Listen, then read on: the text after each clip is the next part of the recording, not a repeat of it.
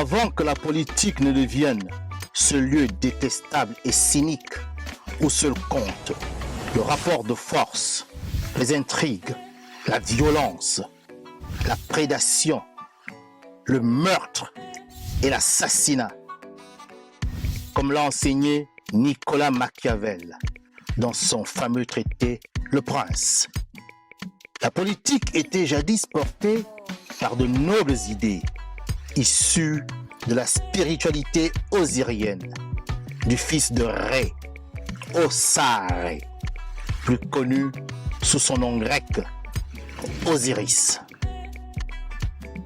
Cette primordiale spiritualité, issue du matriarcat kamique de l'Égypte antique, avait pour fondement les 42 idéaux de la Maat. Sous son égide, la politique était faite pour l'homme, tournée au service exclusif du bonheur de l'humanité, quand Narimari, que l'on appelle aussi Narmer ou Ménès, fut le premier monarque de la terre, le premier homme à gouverner Kama, ou l'Égypte réunifiée au 4e millénaire avant l'ère chrétienne. Nous, la jeunesse africaine décomplexée, compétente, consciente et agissante, avons décidé de faire de la politique en nous inspirant de nos brillants ancêtres africains.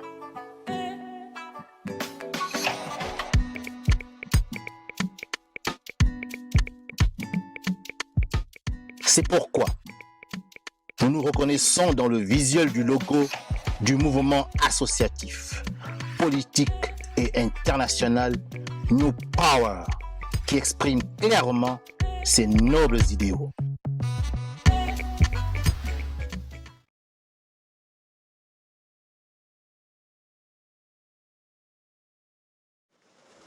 Aujourd'hui, je vais aborder un sujet corrélé, car le marionnettiste a besoin de la marionnette. Vous voulez savoir quel est le portrait robot de la marionnette?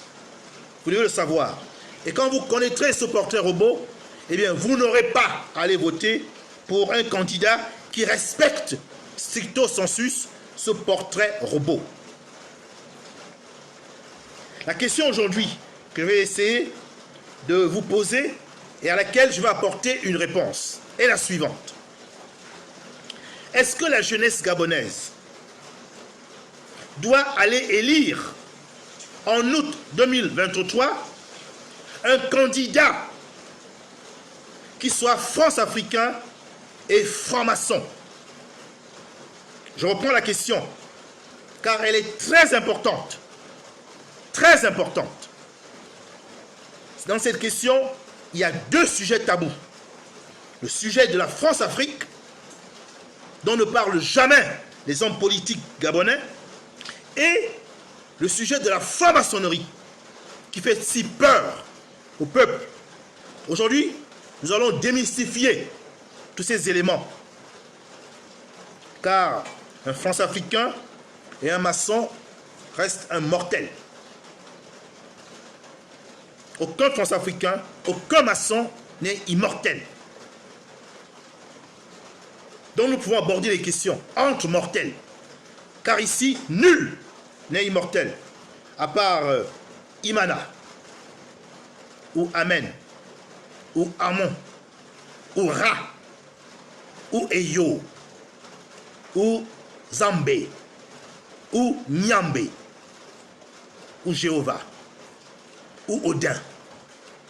Ce sont eux qui ont cette propriété d'immortalité devant laquelle nous devons nous incliner. Mais hormis ces entités divines, aucun homme france-africain, aucun homme franc-maçon n'est immortel.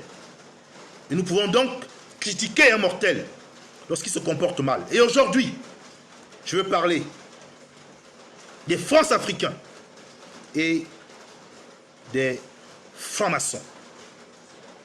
Et c'est à travers une question simple. Faut-il que toi, jeune, faut-il que toi, jeune fille, faut-il que toi, jeune homme, en âge de voter, tu ailles élire un candidat france-africain et franc-maçon. Est-ce là le bon choix? Voilà la thématique d'aujourd'hui. Et je veux m'entretenir avec vous sur ce sujet dit tabou.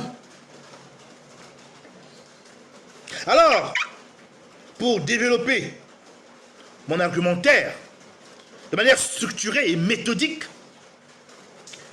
je voudrais, en 3 chapitres, en 3 matières, vous livrer l'essentiel de cette substance politique